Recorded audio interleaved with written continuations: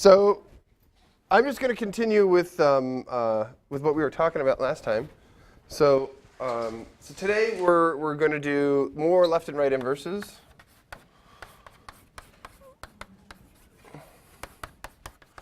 So I owe you part of the proof for that, and then and the axiom of choice.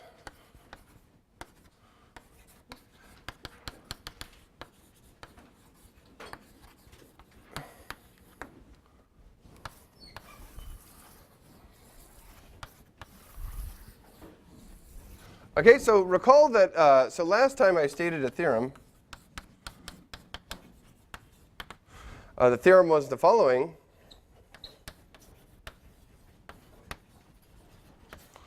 So let f be a function from x to y. So this is what we call the codomain, and this is the, this is the domain, this is the codomain. Okay? So we had the following statements. The first one said that if f was surjective, if and only if there existed a right inverse. And a right inverse is the definition that I'm going to write down now, such that if I compose f with on the right, I get the identity for y. All right? So, okay, and then we had the other statement was that f was injective if and only if, oh, all right, don't do that. Okay, so there exists a left inverse, right? There exists some L from y to x such that if I compose on the left with f, this is going to be the identity of x. Okay, and remember that surjectivity, you kind of recover the codomain, right? In injectivity, you recover the domain. And then the third thing, which we did prove, was that f is bijective if and only if there's, well, f has left and right inverses.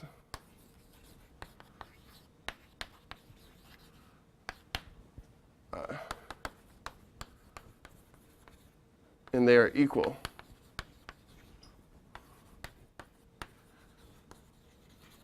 Okay, so so in the situation of 3,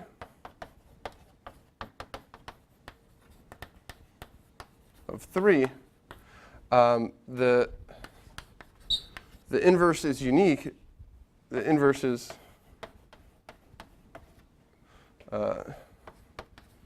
unique, and we call it the inverse function.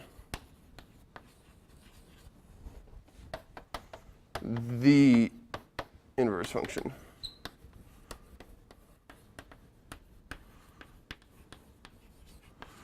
Okay. Okay. So so let me kind of remind you what was happening too. So what we did before is that we so just kind of a recap of what happened is that so we did some doodles, right? So we did some doodles.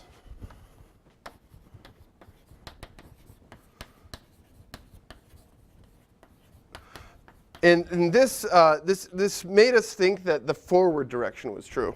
Okay, that the forward direction was true. That is that if we had a surjective function, we could kind of doodle an R, and we could doodle an L. Or I mean, if we had an injective function. Okay, and so we did some doodles, and this indicated that the forward direction was probably true.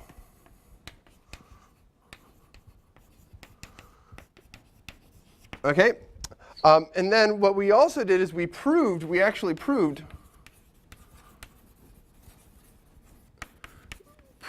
the backwards direction, this direction, okay, in the previous class. Okay, does that make sense? So like, we thought that we do the doodles, and then we had this concept of left inverse, and then it's much easier to prove. Well, it's not so hard to prove the other direction, but we proved this direction actually. That when we had this thing, then we could get this. Okay. So so today so we will prove prove this direction. All right? All right. OK. So before doing that, what I want to do is I want to give an application, a mathematical application of this. OK? So I'm going to make a statement, and then I'm going to show you how you can use the equivalence of surjectivity and the existence of right inverses to do some math. OK? So before that, before we do this, we're going to do an application. And we'll get back to that.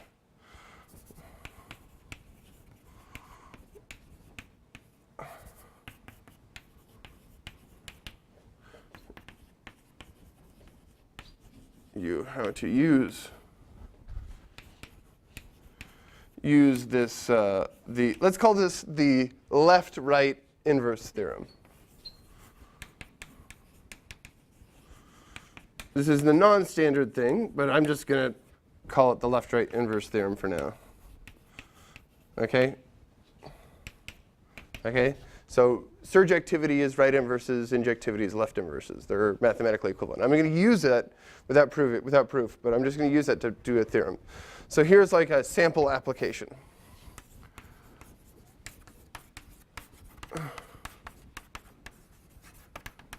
OK, so this is a new little subsection here. And I'm just going to use that statement there to do some stuff. All right. There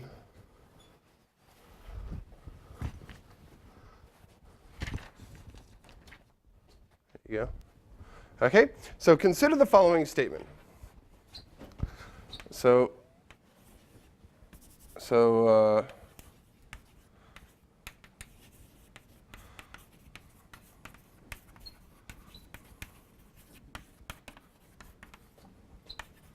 OK, and here's the claim.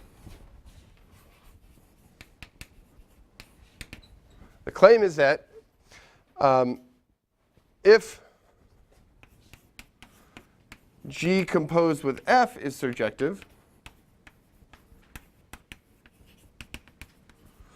then then G is surjective.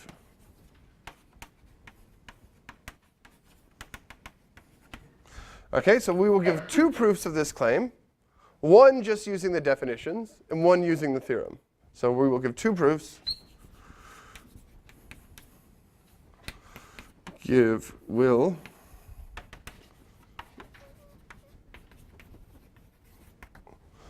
So one using the definitions, and then one using the left, right, inverse theorem. OK, so we'll use that, essentially that right inverses are the same thing as surjectivity. OK, so here's the first proof.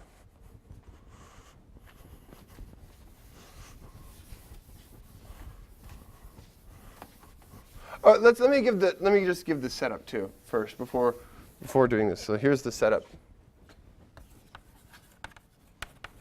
OK, and so notice that I just wrote some functions down, and I didn't specify the domains and codomains, right?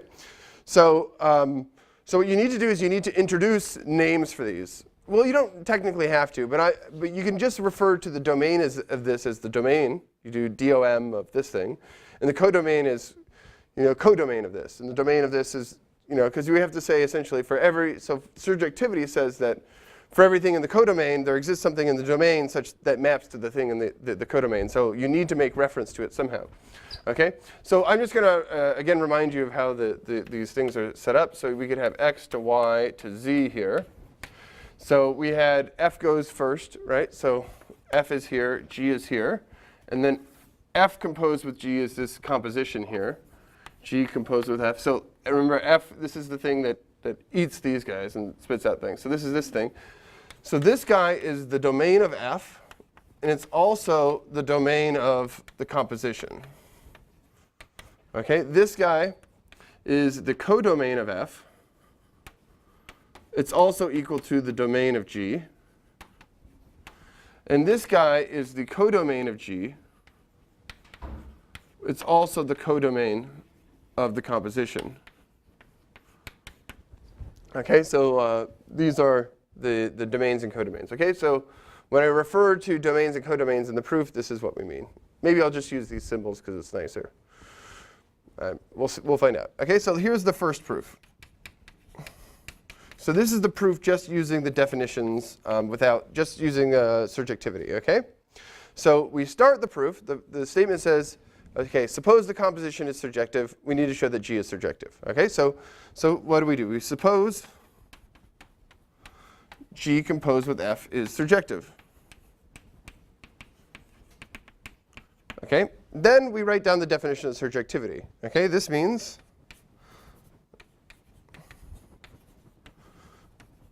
the following, that for all Z in the codomain, G composed with F, there exists some X in the domain of G composed with F, such that, well, Z is equal to G composed with F of X. Okay? So there's an input for every output. All right?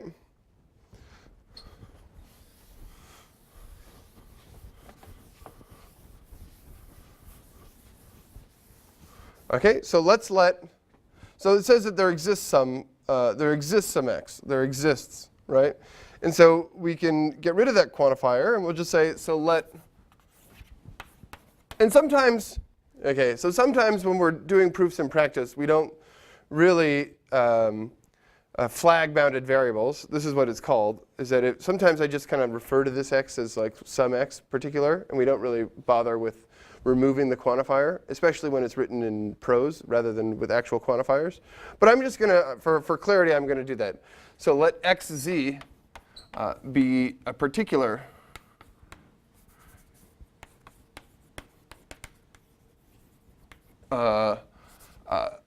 X that gives, let's say, element of the domain that has G composed with F of xz is equal to z. Okay? This is chosen, and xz is chosen for every z in the codomain of G composed with F. Okay? Okay, so here, G composed with F of, let's write this now. Here, G composed with F of, okay, so now let's notice that G composed with F of xz is equal to G of F of xz. Okay? And this thing here, okay, so that thing is, so this is equal to x, okay? Okay? So actually, this guy here, if we define this to be yz, this will show that G is surjective. So note now that G is surjective.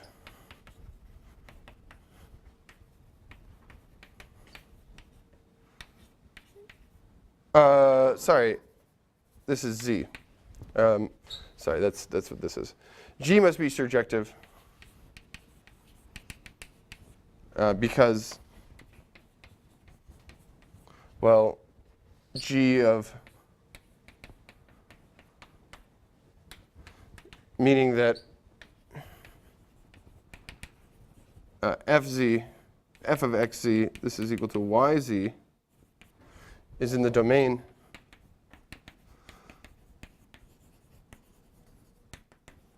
of G mapping to to z.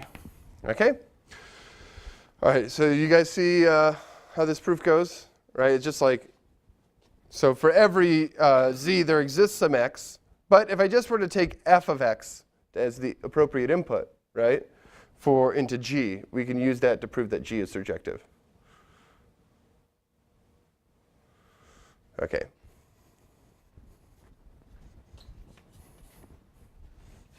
Okay, so what's the idea of this thing again? It's that, okay, the composition is surjective, so like there exists this thing.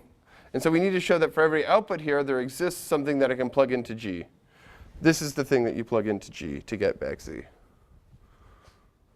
All right. Okay.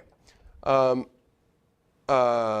right. So we showed that if this was surjective, then the composition was, if the composition was surjective, then this guy was surjective. All right? Okay. There's another proof you could do, like suppose not, right? And then if you had that, then you do another proof like that. So there's many proofs. Okay. So here's the second proof. Okay, and I like this proof a little bit better. This uses right inverses. Okay, so suppose G composed with F is surjective. Okay, so by definition, or so no, by the theorem, by the left-right inverse theorem,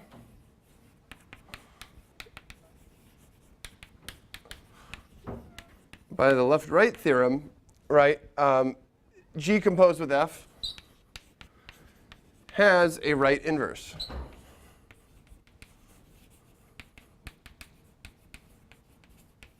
Okay, so there's G composed with F composed with R is equal to the identity on X. Or sorry, the identity on the codomain, right? So on Z. So this is the same thing. Z is the codomain of G composed with F. Okay? So this is a composition here. Okay? So we also have, note that by associativity, we have G composed with F composed with R is also equal to IZ. And this is also the codomain of G, right? These two things are the same.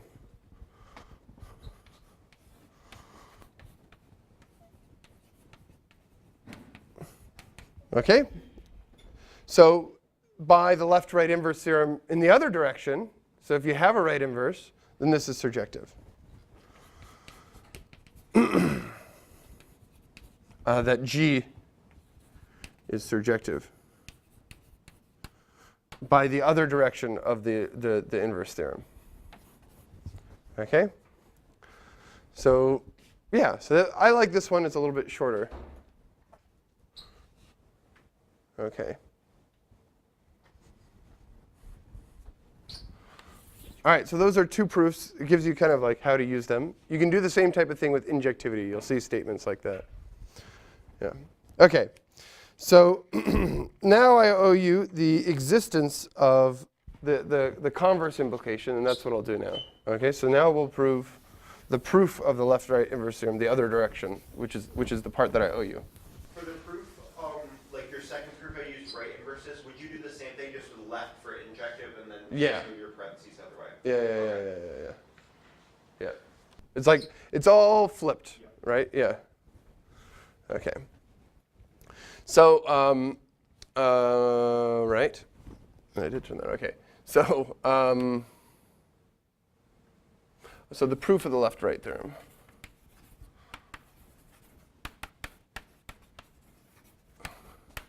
So this is the part that we kind of got from the doodles, right? We proved the converse of the thing that was implied by the doodles, and now we're going to go back to that thing. So the first claim is that if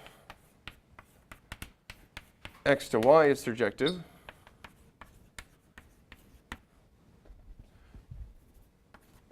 then there exists such that F composed with R is the identity on Y. Okay. Okay, so here's I'll start with the proof on the other board.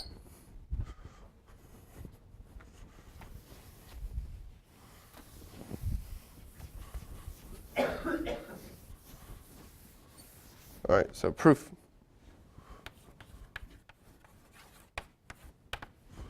All right, so suppose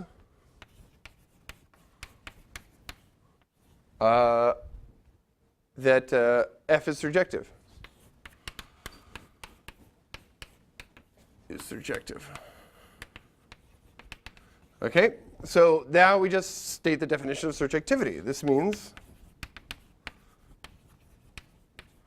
that for all y, an element of y, there exists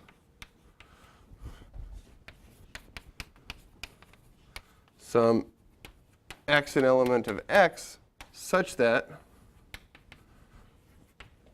f of x is equal to y. All right. So this means that every y is hit by some guy. Now here's what I'm going to do. Okay. So now choose. So what I'm going to do is I'm going to choose something. So you choose. There's many of them, x, y, and x, such that f of xy is equal to y, and do this for every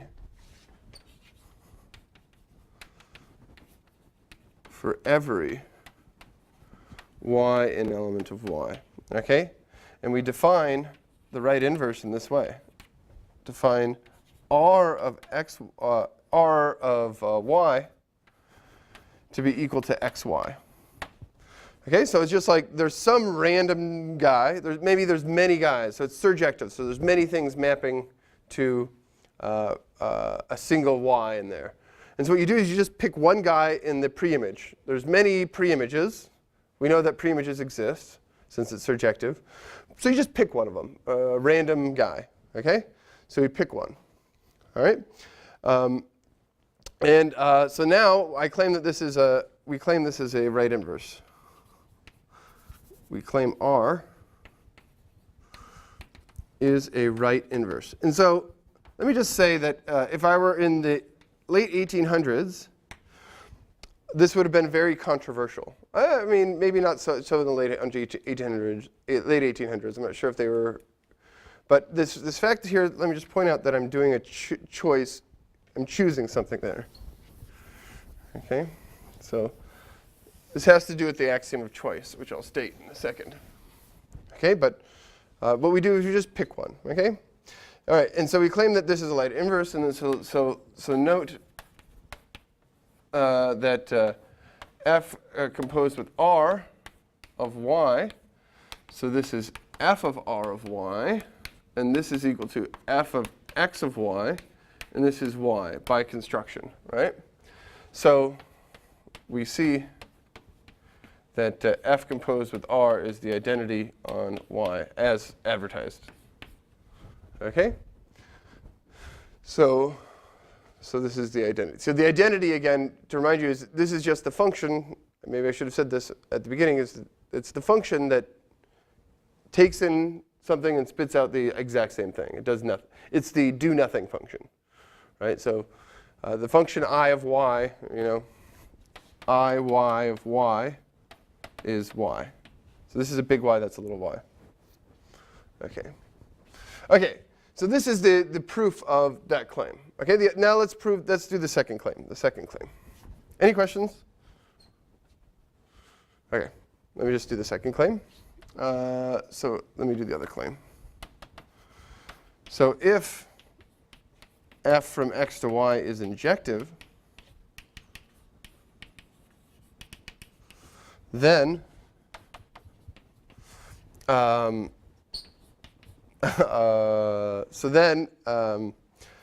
there exists a left inverse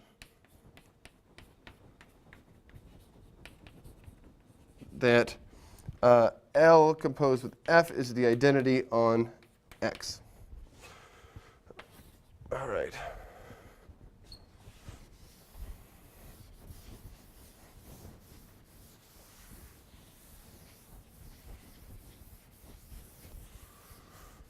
Okay, so let's do the proof. Okay, so what do? We suppose f from x to y is injective. Okay, so this means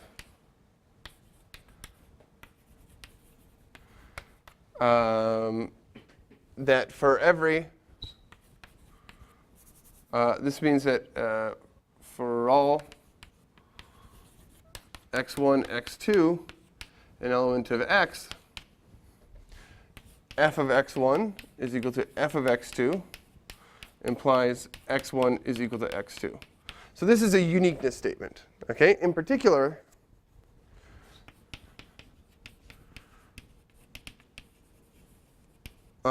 for all y in the image of f, there exists a unique xy in x such that f of xy is y. Okay, so that's the thing that we have. So now, okay, so it's saying that like if you have something that's in the output, then the thing that got you there is a unique guy. All right. So now we define the left inverse as follows, and it needs to be done in a piecewise way. Okay. So we'll define it to be xy. So this is the unique guy if y is in the image of f. Okay. So what should I do with the other part? It doesn't matter. Right? It doesn't matter at all. So this is like whatever here. But you have to pick something. Okay, it won't matter. You just need to pick whatever x. You can pick whatever x you want. You can be a constant x. It can be anything. Okay? So left inverses are not unique. And this is the non-uniqueness is measured by this thing. It's like you have lots of choices here. Okay? Okay, so it doesn't matter. Okay, so we'll check that this is a left inverse. So let's check.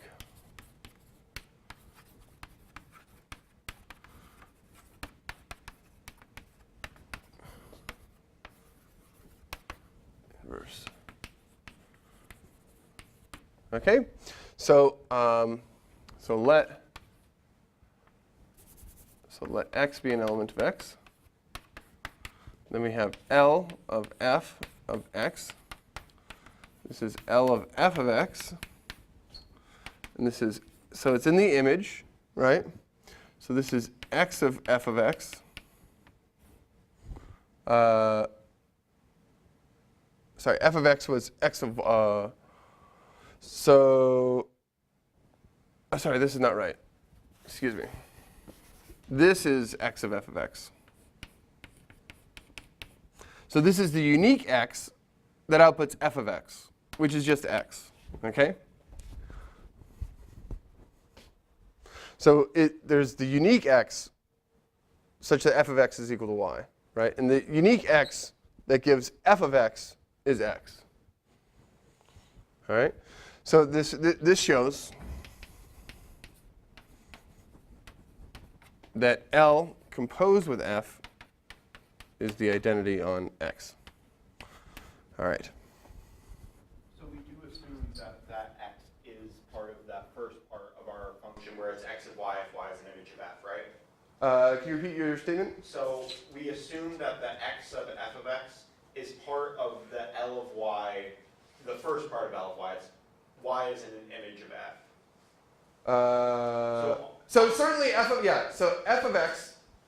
Certainly f of x is in the image of f.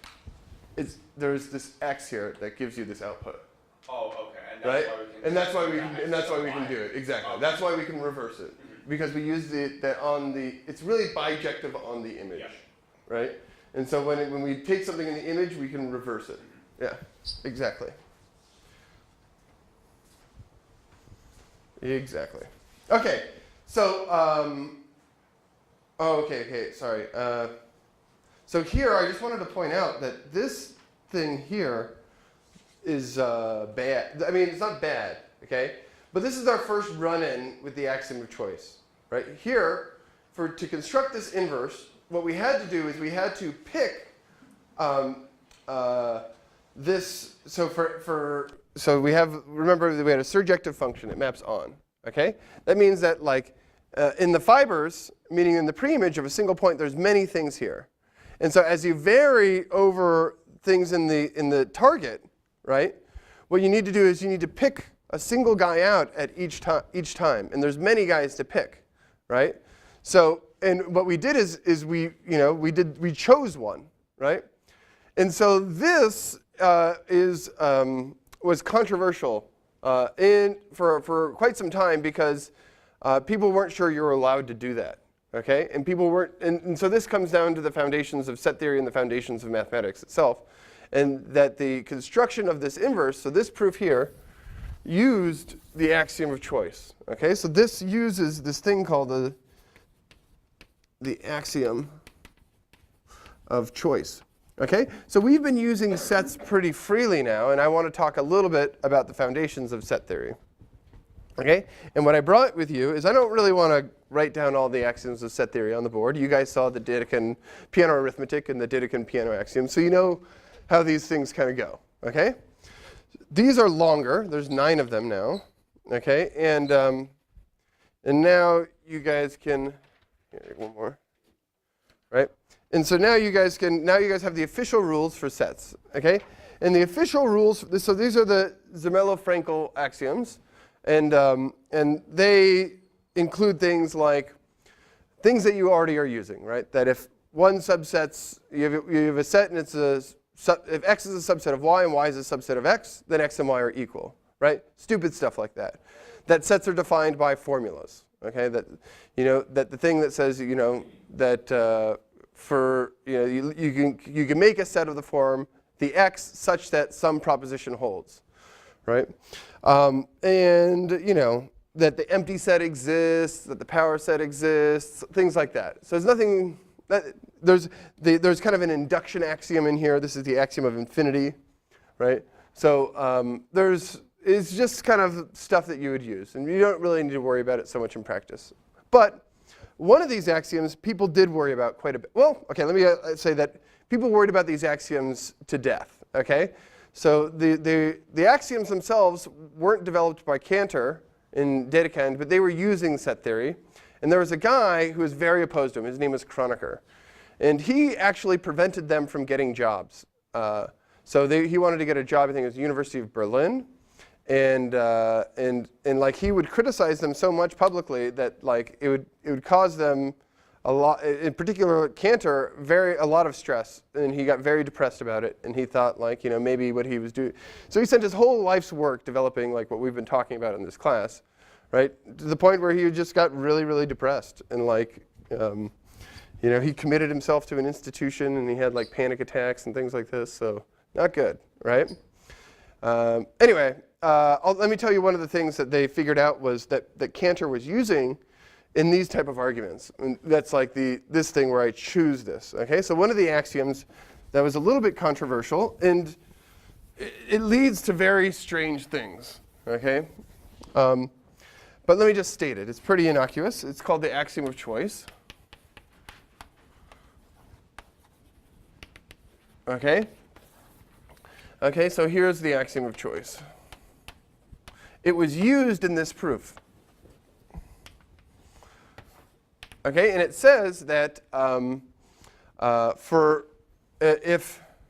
fix a set A, a set, and and consider a collection of sets A alpha here for alpha varying over some other index set I. So this could be some really large index set like the real numbers, something like this. Okay?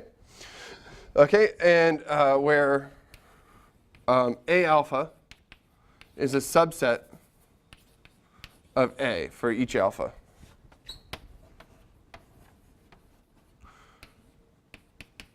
Okay? So for every alpha and A, we have these sets, and each of them are a subset of this fixed set. Okay? So this axiom of choice says there exists a function f from I, the index set, to the set A, the overarching set where these things are subsets, such that f of alpha is an element of A of alpha. Okay, and why is it called a choice? So this is the axiom of choice, and the function in this thing is called the choice function. A function as in the axiom is called a choice function.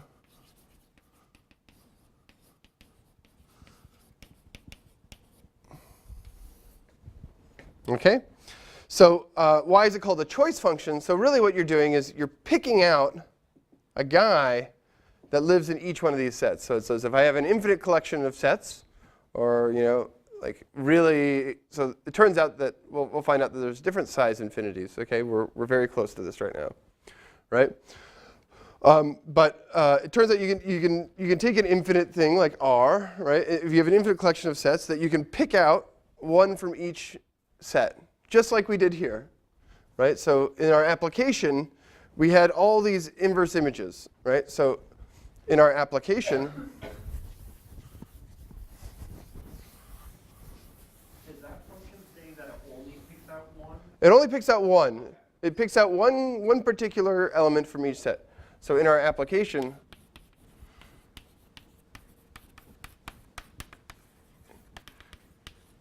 to write inverses,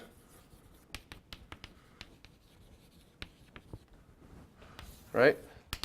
So alpha, or A, let's see, I was equal to y, and then f was equal to, let's see, then what do we have for, so then we had ay, or let's say a alpha was equal to f inverse. OK, so now, what was our function? F, we called it? OK, so we have this f and we have another f. Do you guys care if I change this to a g for now? OK. G. Let's change this to g real quick. So it doesn't coincide with the f that we had. So we had f was a surjective function, right? F from x to y was surjective. OK? And then we defined these guys to be this. So alpha for alpha. So we looked at all these preimages here. OK? And then the function r, so this g here, g was equal to r, right? And it's a function that picked out a preimage every time, right? R, this function, out a preimage. So again, really R, it went from y, and then these things, they all lived in x. This was A, right? X was this set. So they did that. So it's kind of crazy, right? That OK, anyway, I'll send you guys, so I think I'm going to stop here. Maybe I'll talk about the axiom of choice a little bit more. You guys now have the official rules for set theory. And I told you a little bit about Dedekind and Kronecker and Cantor. But yeah, so I'll send you a Vsauce video. There's a really good YouTube video where he talks about what kind of weird consequences come from the axiom of choice. So there's this thing called the Banach-Tarski paradox. And I'll send you this. It's a pretty interesting video. So, all right, have a good Thanksgiving break.